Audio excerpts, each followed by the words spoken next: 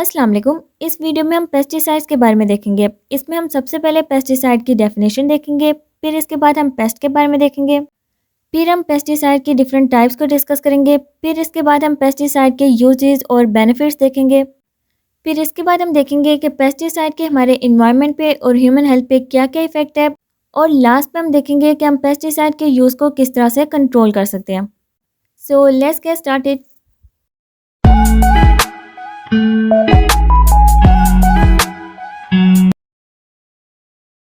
सबसे पहले हम देखते हैं पेस्टिसाइड्स क्या होता है। पेस्टिसाइड्स बेसिकली ऐसे सब्सटेंस या मिक्सचर ऑफ सब्सटेंसेस होते हैं जिन्हें पेस्ट को कंट्रोल करने के लिए, मिटिगेट करने के लिए यूज़ किया जाता है। इसकी हम डेफिनेशन देखते हैं। तो पेस्टिसाइड्स ऐसे केमिकल सब्सटेंसेस होते हैं जिन्हें पेस्ट को किल करने के लिए बनाया जाता है। नॉर्मली पेस्टिसाइड्स केमिकल या फिर बायोलॉजिकल एजेंट्स होते हैं, जैसे कि वायरस, बैक्टीरियम, एंटीमाइक्रोबियल या फिर डिसइंफेक्टेंट। ये ऐसे केमिकल या फिर बायोलॉजिकल एजेंट्स होते हैं जो पेस्ट की ग्रोथ को कंट्रोल करते हैं और उन्हें किल करते हैं। ठीक है, तो अगर हम सिंपल वे में देखें तो पेस्टिसाइड्स ऐसे केमिकल सब्सटेंसेस होते हैं जो क्रॉप्स में पेस्ट की ग्रोथ को रोकते हैं और उन्हें डिस्ट्रॉय करते हैं। अब यहाँ पे पेस्ट क्या है? पेस्ट बेसिकली ऐसे ऑर्गेनिजम्स हैं जो क्रॉप्स, प्लांट्स, एनिमल और ह्यूमंस को डैमेज कर सकते हैं और उन्हें हार्मफुल इफेक्ट कॉज कर सकते हैं। इसमें हमारे पास वो सारे ऑर्गेनिजम्स आ जाते हैं जो हमारे एग्रीकल्चर को नुकसान पहुंचाते हैं, जैसे फॉर एग्जांपल इंसेक्ट्स। इंसेक्ट्स के एग्जांपल में हमारे पास आ जाते हैं वाइट फ्लाइज या फिर बिटल्स। फिर इसके बाद रोडेंट्स। रोडेंट्स के एग्जांपल में हमारे पास आ जाते हैं माइस या फिर रैट्स। इसके अलावा weeds, fungi, bacteria, viruses, nematodes, ये सारे ऑर्गेनिजम्स पेस्ट के एग्जांपल में आ जाते हैं, और ये सारे ऑर्गेनिजम्स हमारे प्लांट्स और क्रॉप्स को डैमेज कर सकते हैं। तो पेस्टिसाइड्स को क्यों यूज़ किया जाता है? ताकि इन ऑर्गेनिजम्स की ग्रोथ को कंट्रोल किया जा सके, क्योंकि ये पेस्ट हमारे क्रॉप्स और प्लांट्स को डैमेज कर सकते हैं, लाइफ स्टॉक को इफ़ेक्ट कर सकते हैं और फार्म की प्रोडक्टिविटी भी रिड्यूस कर सकते हैं। तो पेस्टिसाइड्स को as a plant protection product के तौर पर यूज़ किया जाता है। ठीक है, अब नेक्स्ट है टाइप्स ऑफ पेस्टिसाइड्स। पेस्टिसाइड्स हमारे पास डिफरेंट टाइप्स के होते हैं, जैसे कि इंसेक्टिसाइड्स, हर्बिसाइड्स, फंगिसाइड्स, रोडेंटिसाइड्स, बैक्टीरियासाइड्स और निमेटिसाइड्स। डिफरेंट टाइप के ऑर्गेनिजम्स के लिए डिफरेंट टाइप्स के पेस्टिसाइड्स होते हैं। तो अब हम इन्हें वन बाय वन डिस्कस करते हैं। तो सबसे पहले हमारे पास है इंसेक्टिसाइड्स। इंसेक्टिसाइड्स ऐसे पेस्टिसाइड्स हैं जिन्हें इंसेक्ट्स को कंट्रोल करने के लिए यूज़ किया जाता है। इंसेक्ट्स जैसे कि वाइट फ्लाइज, बीटल्स या फिर एफिड्स वगैरह। इस टाइप के इंसेक्ट्स को कंट्रोल करने के लिए इंसेक्टिसाइड्स को यूज़ किया जाता है। फिर इसके बाद इंसेक्टिसाइड्स के एग्जांपल में हमारे पास आ जाता है ऑर्गेनोफॉस्फेट, पायरेथेरॉइड्स और कार्बामेट्स। ये हमारे पास डिफरेंट टाइप्स के इंसेक्टिसाइड्स हैं जिन्हें इंसेक्ट्स को कंट्रोल करने के लिए यूज़ किया जाता है। फिर इसके बाद नेक्स्ट है हर्बिसाइड्स। हर्बिसाइड्स ऐसे पेस्टिसाइड्स हैं जिन्हें अनवांटेड प्लांट्स जैसे कि वीड्स की ग्रोथ को कंट्रोल करने के लिए और किल करने के लिए यूज़ किया जाता है। इसके एग्जांपल में हमारे पास आ जाता है ग्लाइकोफॉस्फेट और एट्राजीन। इसके अलावा हर्बिसाइड्स हमारे पास दो तरह के होते हैं, नॉन सेलेक्टिव हर्बिसाइड्स और सेलेक्टिव हर्बिसाइड्स। जो नॉन सेलेक्टिव हर्बिसाइड्स होते हैं वो हर तरह के प्लांट के लिए टॉक्सिक होते हैं, हर तरह के प्लांट को वो डैमेज कर देते हैं। और जो सिलेक्टिव हर्बिसाइड्स होते हैं वो कुछ स्पेसिफिक प्लांट को डैमेज करते हैं, कुछ स्पेसिफिक ऑर्गेनिजम्स की ग्रोथ को कंट्रोल करते हैं। ठीक है,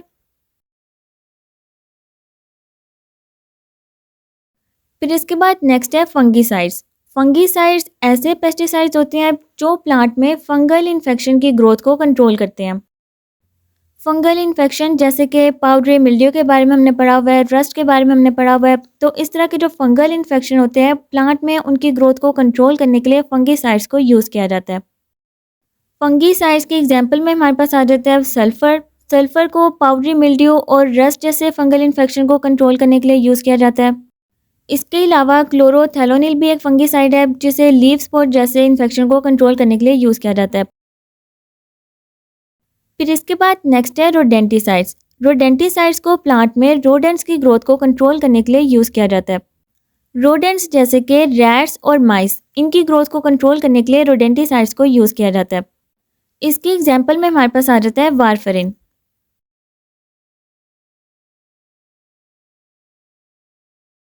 फिर इसके बाद नेक्स्ट है बैक्टीरियासाइड्स। बैक्टीरियासाइड्स ऐसे पेस्टिसाइड्स हैं जिन्हें प्लांट्स और एनिमल में बैक्टीरियल डिजीज़ को कंट्रोल करने के लिए यूज़ किया जाता है। प्लांट्स में अगर हम बैक्टीरियल डिजीज़ देखें तो जैसे कि bacterial leaf spot, bacterial blight या फिर क्राउन गॉल, ये जो बैक्टीरियल डिजीज़ हैं इनको कंट्रोल करने के लिए बैक्टीरियासाइड्स को यूज़ किया जाता है। ठीक है, इसके अलावा अगर हम एनिमल्स में बात करें तो एनिमल्स में जैसे कि ट्यूबरकुलोसिस, इस टाइप की बैक्टीरियल डिजीज़ को कंट्रोल करने के लिए बैक्टीरियासाइड्स को यूज़ किया जाता है। ठीक है, फिर इसके एग्जांपल में हमारे पास आ जाता है स्ट्रेप्टोमाइसिन और कॉपर सल्फेट। फिर इसके बाद लास्ट पेस्टिसाइड्स है निमेटिसाइड्स। निमेटिसाइड्स को निमेटोड्स जैसे कि जो पैरासिटिक वर्म्स होते हैं जिन्हें माइक्रोस्कोपिक वर्म्स भी कहा जाता है, उनको कंट्रोल करने के लिए यूज़ किया जाता है। इसके एग्जांपल में हमारे पास आ जाता है एल्डी कार्ब।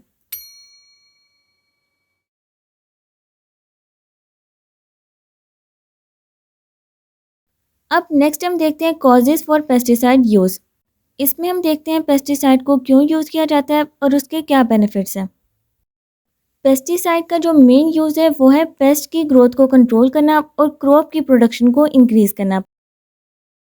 अब यहाँ पे हम देख लेते हैं, तो यहाँ पे सबसे पहले एग्रीकल्चर प्रोडक्टिविटी। पेस्टिसाइड की हेल्प से हम एग्रीकल्चर की प्रोडक्शन को इंक्रीज़ कर सकते हैं, क्योंकि इससे हम ऐसे पेस्ट जो क्रॉप को डैमेज करते हैं उनकी ग्रोथ को हम कंट्रोल कर सकते हैं, उन्हें हम किल कर सकते हैं। तो इससे अल्टीमेटली जब क्रॉप डैमेज नहीं होगी तो एग्रीकल्चर की प्रोडक्शन इंक्रीज़ होगी। फिर इसके बाद नेक्स्ट है पब्लिक हेल्थ। पेस्टिसाइड के हेल्प से हम डिजीज़ कॉजिंग पेस्ट को भी कंट्रोल कर सकते हैं, जैसे फॉर एग्जांपल मॉस्किटोज, जिनकी वजह से मलेरिया और डेंगू जैसी डिजीज़ कॉज होती है। फिर इसके बाद नेक्स्ट है स्टोर प्रोडक्ट्स। पेस्टिसाइड के हेल्प से हम अपने फूड को भी प्रोटेक्ट कर सकते हैं। इससे हम पेस्ट जैसे कि इंसेक्ट्स और रोडेंट्स जो फूड को डैमेज करते हैं उनकी ग्रोथ को कंट्रोल कर सकते हैं। फिर इसके बाद लास्ट पे है इंडस्ट्रियल यूजेस। पेस्टिसाइड की हेल्प से हम अपनी बिल्डिंग्स को भी प्रोटेक्ट कर सकते हैं, जैसे फॉर एग्जांपल इसमें हम टर्माइट की ग्रोथ को कंट्रोल कर सकते हैं, क्योंकि टर्माइट्स की वजह से बिल्डिंग का स्ट्रक्चर डैमेज हो सकता है। इसके अलावा इससे हम रोडेंट्स की ग्रोथ को भी कंट्रोल कर सकते हैं, रोडेंट्स जैसे कि रैट्स और माइस, क्योंकि ये ज़्यादातर वायर्स को डैमेज कर सकते हैं।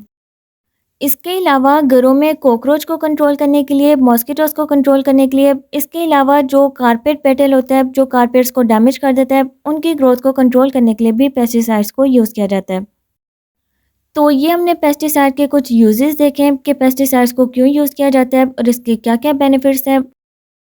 अब नेक्स्ट हम देखते हैं पेस्टिसाइड्स के हमारे इन्वायरमेंट पे और ह्यूमन हेल्थ पे क्या इफ़ेक्ट्स है और इसे हम किस तरह से कंट्रोल कर सकते हैं।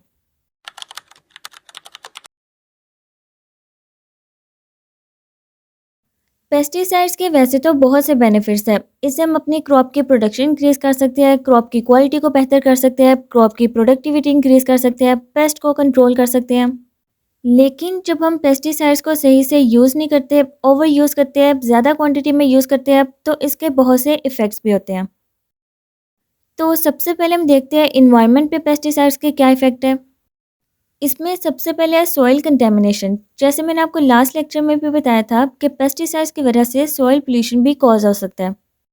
इससे सॉइल की माइक्रोबियल एक्टिविटी डिक्रीज़ हो सकती है। सॉइल में जो बेनिफिशियल ऑर्गेनिजम्स होते हैं जैसे कि अर्थवॉर्म वगैरह, उनको भी इफेक्ट हो सकता है, जिससे फिर सॉइल की प्रोडक्टिविटी भी डिक्रीज़ हो सकती है और सॉइल की क्वालिटी को भी इफेक्ट हो सकता है। फिर इसके बाद नेक्स्ट है वाटर पोल्यूशन। पेस्टिसाइड्स की वजह से वाटर पोल्यूशन भी कॉज हो सकता है। इसमें जब हम ऐसी क्रॉप्स में जिसमें पेस्टिसाइड यूज़ किया होता है उसमें जब हम पानी डालते हैं तो वो पानी रन ऑफ के थ्रू रिवर और लेक्स में चला जाता है और लीचिंग के थ्रू ग्राउंड वाटर में चला जाता है, जिससे फिर वाटर की क्वालिटी को भी इफेक्ट होता है और एक्वाटिक लाइफ को भी इफेक्ट होता है।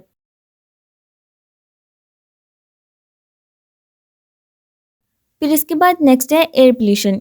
इसमें पेस्टिसाइड्स जैसे कि जो इंसेक्टिसाइड्स और हर्बिसाइड्स होते हैं उन्हें स्प्रे के फॉर्म में यूज़ किया जाता है। इससे क्या होता है, इससे जो स्प्रे के पार्टिकल्स होते हैं वो एयर में एंटर हो जाते हैं, फिर इससे जो आसपास के नॉन टारगेट प्लांट्स होते हैं जिन पे स्प्रे नहीं करना होता, उन पे भी स्प्रे के पार्टिकल चले जाते हैं, वो उन्हें भी इफेक्ट करते हैं। इसके अलावा जो एनिमल्स होते हैं वहाँ पे उनको भी इफेक्ट होता है और ह्यूमन हेल्थ को भी इफेक्ट होता है। इसके अलावा बायोडिवर्सिटी लॉस, पेस्टिसाइड्स की वजह से, जैसे मैंने आपको बताया कि इसकी वजह से नॉन टारगेट स्पीशीज़ जैसे फॉर एग्जांपल कुछ बेनिफिशियल इंसेक्ट्स जैसे बीज, बटरफ्लाइज, इसके अलावा बर्ड्स और एक्वाटिक ऑर्गेनिजम्स को भी इफेक्ट हो सकता है और इसके रिजल्ट में फिर बायोडिवर्सिटी लॉस होगा। ठीक है।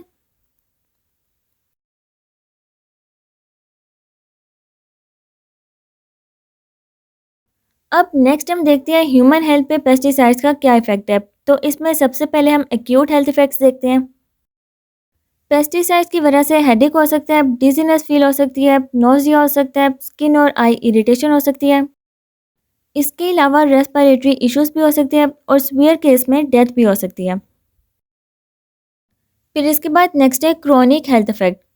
पेस्टिसाइड्स के लॉन्ग टर्म एक्सपोजर की वजह से कैंसर भी हो सकता है। इसके अलावा एंडोक्राइन डिसरप्शन, जैसे कि कुछ पेस्टिसाइड्स की वजह से हार्मोनल सिस्टम को भी इफेक्ट हो सकता है, जिससे फिर रिप्रोडक्टिव इश्यूज, बर्थ डिफेक्ट्स और डेवलपमेंटल प्रॉब्लम्स भी देखे जाते हैं। तो ये सब इफेक्ट्स हैं जो पेस्टिसाइड्स की वजह से हमारे इन्वायरमेंट और ह्यूमन हेल्थ को हो सकते हैं। तो इसलिए हमें चाहिए कि हम पेस्टिसाइड के यूज़ को रिड्यूस करें। जहाँ पे पेस्टिसाइड की ज़रूरत है सिर्फ वहीं पे यूज़ करें। ऐसा ना हो कि जहाँ पे हमें इसकी ज़रूरत नहीं है वहाँ पे भी हम इसे यूज़ करे जा रहे हैं, क्योंकि इसकी वजह से फिर जो आसपास के प्लांट्स होते हैं, जो नॉन टारगेट प्लांट्स होते हैं, नॉन टारगेट स्पीशीज़ होती हैं, उनको भी इफेक्ट होता है, हमारे इन्वायरमेंट को भी इफेक्ट होता है, क्रॉप की क्वालिटी भी डिक्रीज़ होती है और ह्यूमन हेल्थ को भी इफेक्ट होता है।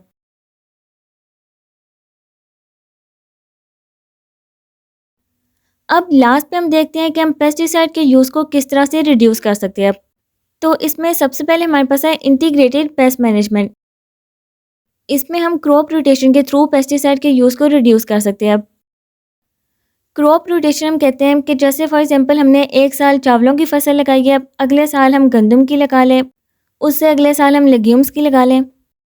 इससे क्या होता है, इससे एक तो क्रॉप ख़राब नहीं होती, सॉइल की फर्टिलिटी इंप्रूव होती है, पेस्ट और डिजीज़ की ग्रोथ रिड्यूस होती है और पेस्टिसाइड्स भी कम से कम यूज़ होते हैं। ठीक है।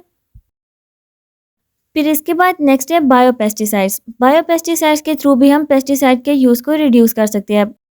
इसमें हम नेचुरल मटेरियल्स जैसे कि प्लांट्स, बैक्टीरिया और कुछ मिनरल्स भी यूज़ कर सकते हैं।